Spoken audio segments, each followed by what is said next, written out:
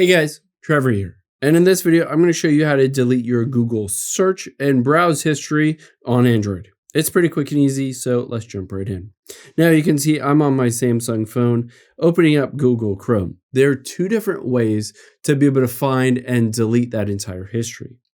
The first way is that we can go directly to the website myactivity.google.com. If you go there, you'll be able to see your entire history, your web history, your search history, even your YouTube history.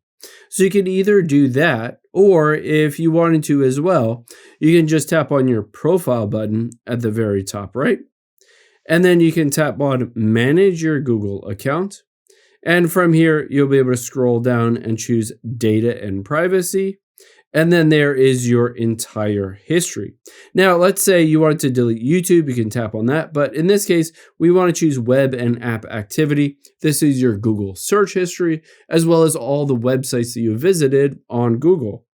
All we need to do is scroll down, and you can see a bunch of activity, including Google Maps and all that stuff. If you just wanted to delete the Google history, you can tap on Google here, and you can see search history.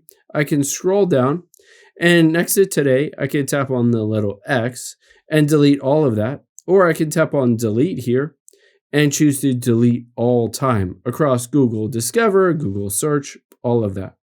Now, after you've done that, I would highly recommend also just going back out of here and deleting out all of your history in the web browser as well. So from here, let's go back to home and then tap on those three dots at the very top right. And then tap on history as well. You'll be able to see there's still some history left over. All we need to do is hit delete browsing history. You can choose all time at the top right, or the last hour or day, but let's choose all time. Choose browsing history, cookies, cached images, tabs, and then hit the delete data and then delete.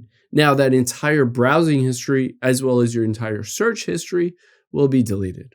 Hope this helps. If it did, hit the subscribe button down below and leave a comment if you have any questions. Thanks, guys.